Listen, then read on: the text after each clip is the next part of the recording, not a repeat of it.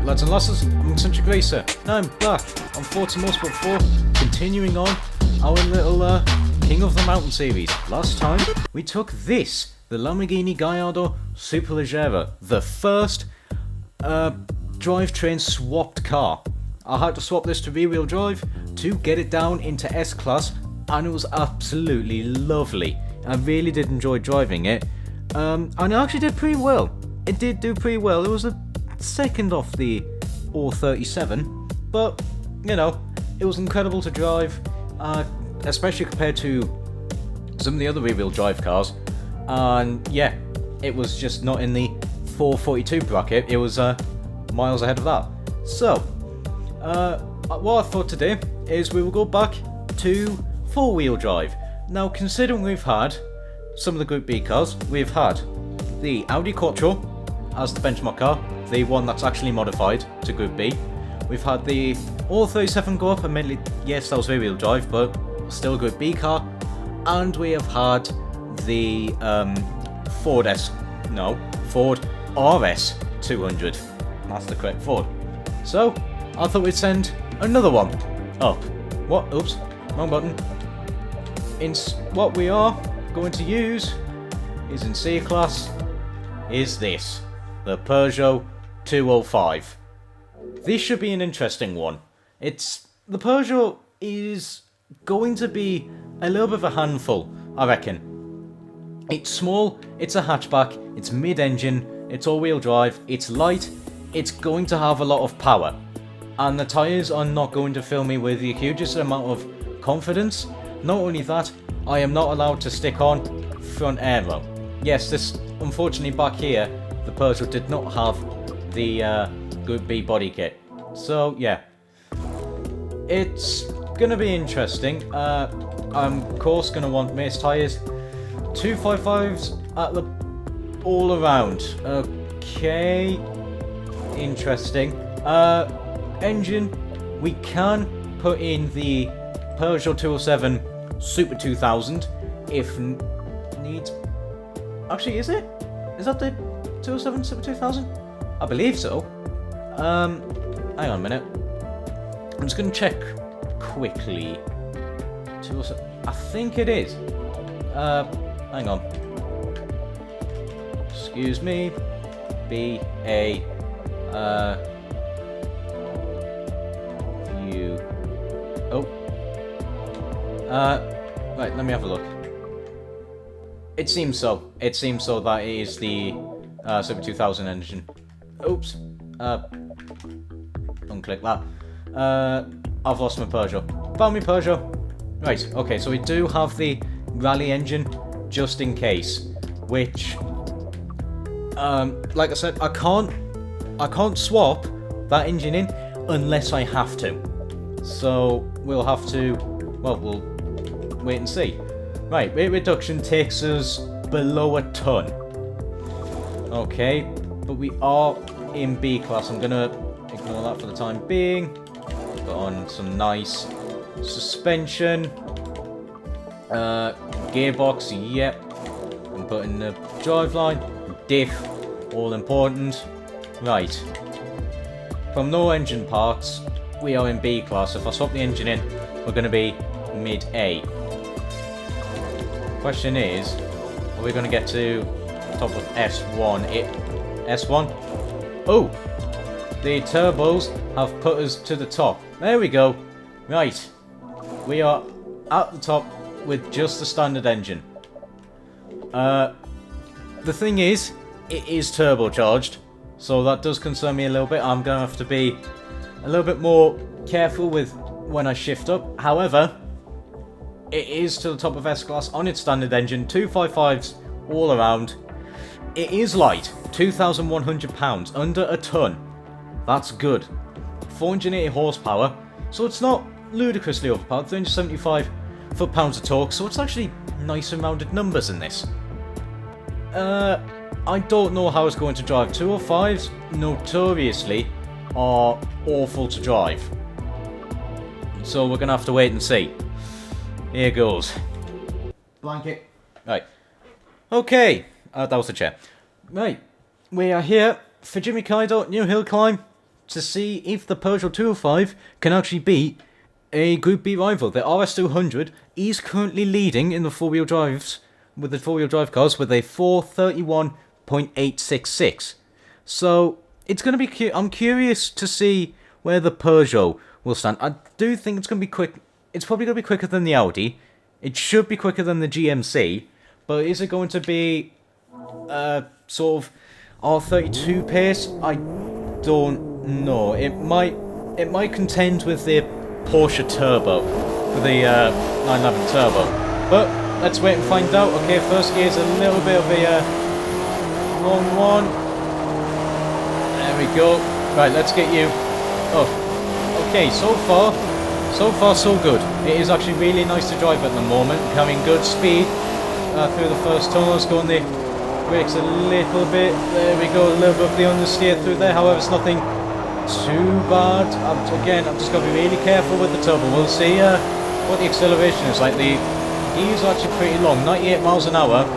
The front wheels do lift up at the little hill section. I'm just going to be a little bit more comfortable. My controller was on charge. There we go. That's more like it. Right. Yeah, I was charging me 360 controller a little bit.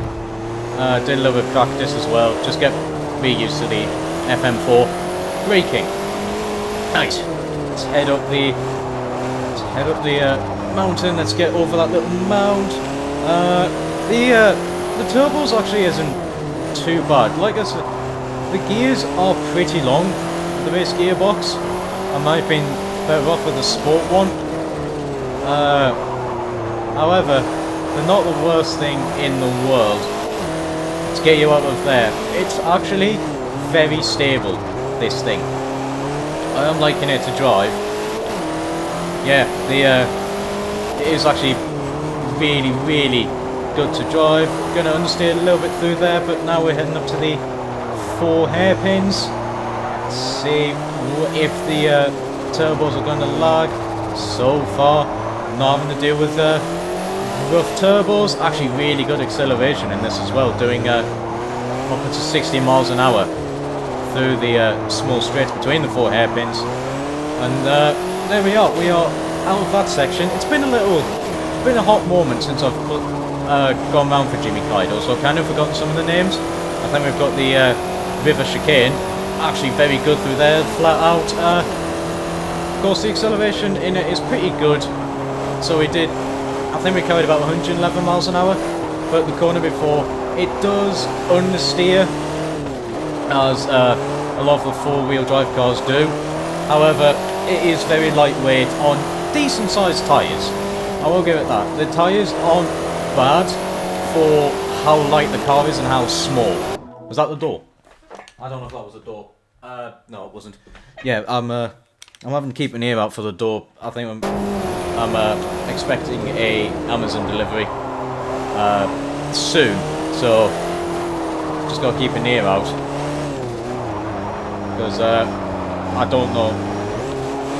Yeah, I don't know when it's arriving. I think it's supposed to have already arrived, but that looks like that hasn't happened.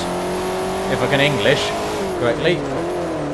It's got to slam on the brakes, head up towards the waterfall car park, get it through the double left-hander here, just leaving first gear, boot it round. Yeah, there was actually a lot of turning in the lower gears. Oh, come on.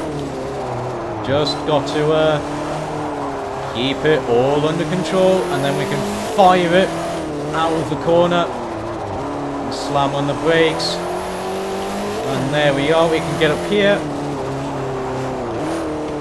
Again, cautious, and we are back up.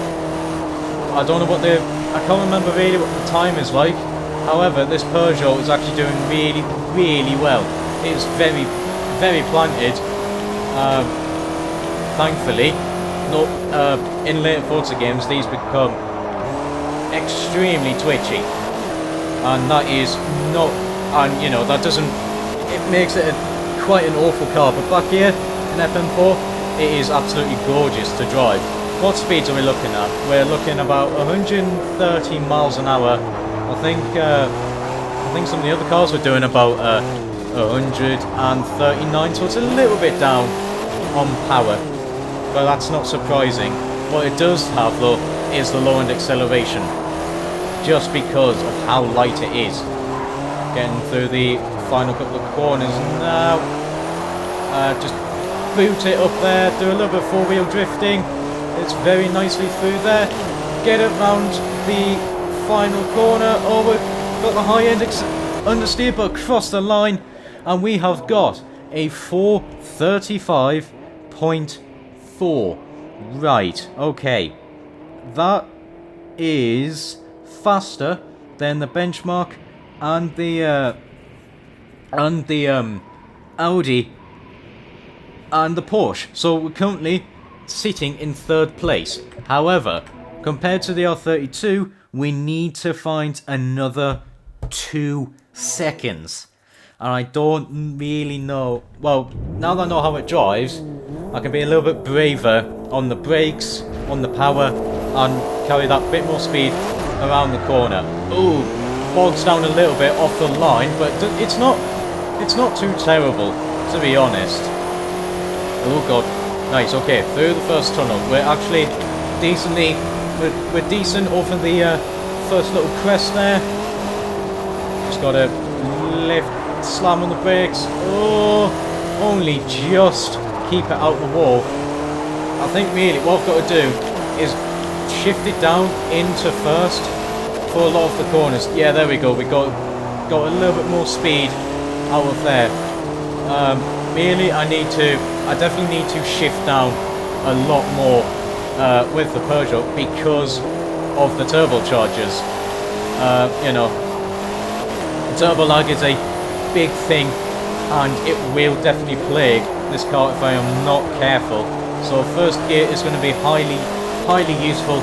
Keep it in the power band and launch it out of the corners. Oh, that was very close to the inside wall there, but we are good indeed. Let's put it in a second. I was on a dodgy line through there actually. I carried a little bit too much speed, just spat the corner out wide. I swear I look like hearing things. I feel like I can hear the doorbell, but it's not going off, so there is that. Oh god, come on. Just got to get it through to the 4 hairpins. Leave it in first. There's no point putting into second. I don't have a supercharger, and the car is plenty stable enough. Plus, the first gear is actually really long. Come on. Up we go. That's more like it. And then just steady on the power. Boot it out the 4 hairpin. There we go. Right. So, the cornering, it doesn't quite have. There we go. That was a little bit better. Now through the water chicane. Yep, absolutely flat out, carrying good acceleration. I'm just going to leave it in third, no point shifting it into fourth, getting a little bit of understeer out of the little river section, heading up towards the 50% hairpin now. On the power out of there, getting a little bit of a four-wheel drift, however nothing too bad. Taking wide line, took it nicely into the apex, head through the second tunnel. Very good sounding car, the 205. Absolutely love it. This is my favourite Peugeot of well, all of them, especially compared to the modern Peugeots. I think a lot of them are absolutely naff. They're ugly, and yeah, they're just nothing in comparison to the 205, the old 205. Right, okay. Anyway, up towards the Waterforge car park. I was going to say chicane there. But no, I am too far back, too busy trying to, you know, think about Peugeots. Never really a good thing when you think about Peugeot. But yeah, we're through the awful car park, all fine and dandy. Just got to boot it through these hairpin sections, make it wide, and then tuck the car in through the second part of that corner.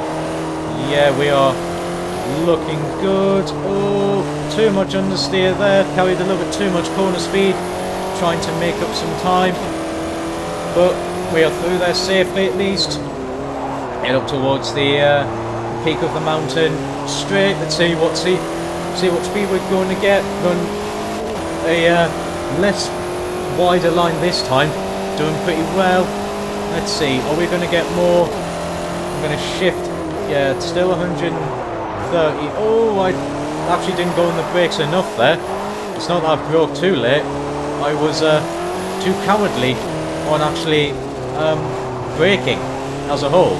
That's going to cost a good amount of time. However, this run is feeling pretty decent. I just need to iron out a few mistakes. Put it into first. Get it round these final couple of corners. Into second. Round the final corner. Get on the power steer. There we go. We have found. We are now at a 434.617. Right. If we get the we need to get the final huge braking zone correct, and we will do a much better time. I swear, I'm hearing the bloody door. Hang on. No, it's not the front door either. Haven't a single clue. I swear I'm hearing it, but it's not going off. Right. Anyway, enough about distractor doors. Final run for the 205. I'm surprised by this car, I will admit. I thought it would be a hell of a lot worse than, well, you know, than a lot of the cars. You know, the 205 is kind of awful when you start getting to the higher classes. The lower classes, it's not too bad in the modern Forzas, but when you start taking to the higher classes, it does start to falter. Oh, I've done the same mistake again. Ah, right.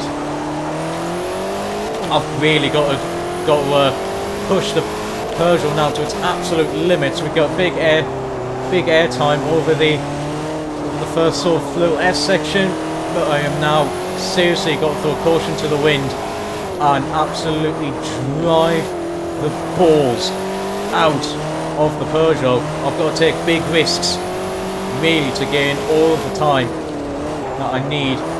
Okay, let's go wide. Get on the power. Nicely done, Peugeot.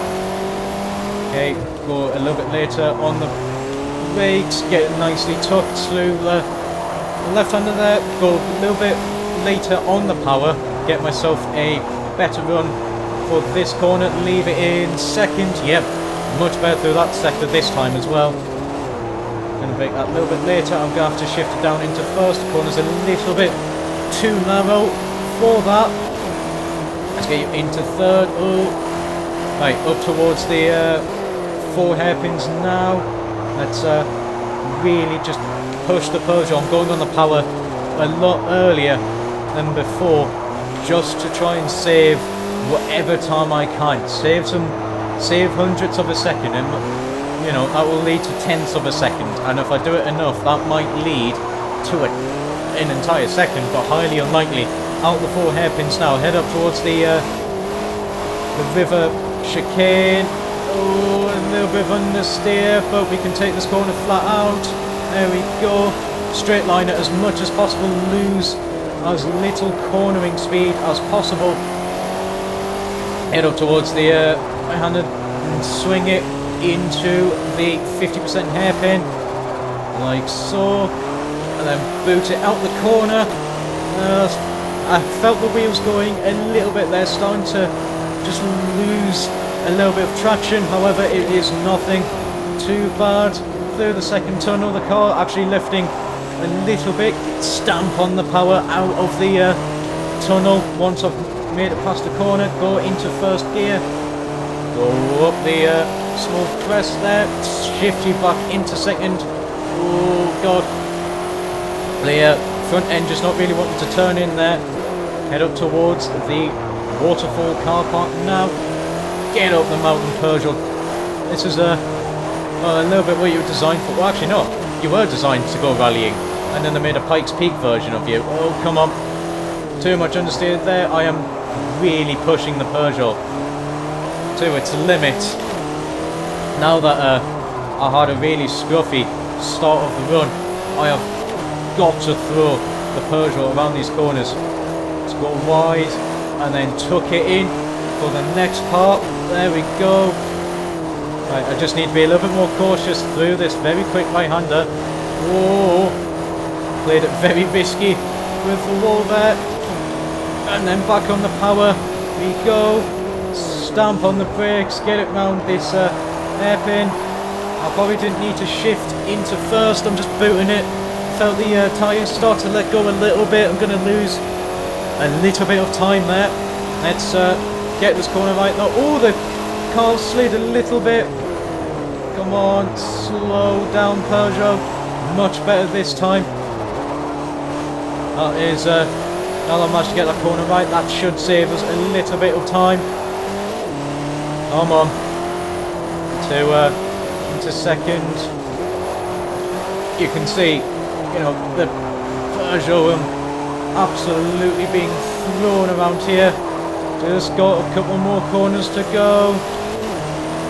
Come on, round the final corner. Boot it across the line. What we do? Did we beat the Nissan? A 433.4? It doesn't beat the Nissan. Oh no. It was so close to beating that Nissan. Beating that R32. That first sector. Just running a little bit wide. And just scraping across the wall. Really did it for the Peugeot.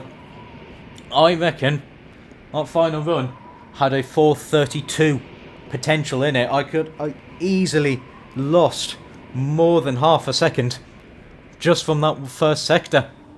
That is a utter shame. But as soon as I was scraping the wall and lost speed, I had to absolutely gun it to try and get as fast as I can with the Peugeot. And I have to say, it held on incredibly well. It really, really did. And so, the Peugeot is going to take a third place in the all-wheel drive leaderboards. Honestly, I am actually quite surprised of how well it did, considering it was, you know, just a little bit down on the R32 Skyline, a little bit further off the RS200, but considering the 205 tends to be one of the really twitchy cars, especially in the later Forza Motorsport, short wheelbase, four-wheel drive, mid-engine hatchback, it does actually tend to be very, very oversteer, very tail-happy. But up Fujimi Kaido, I didn't really not have any of those issues at all. And yeah, it's going to solidify itself into a nice third place, just a little bit off the R32. If I got a little bit of a cleaner run, I could probably beat that R32. However, that is going to be it for me. I hope you enjoyed. If you did, do the stuff the YouTube algorithm likes. There'll be a link in the description. Join Discord in case you want to say hello to us. However, that's going to be it from me. And until next time, ciao for now.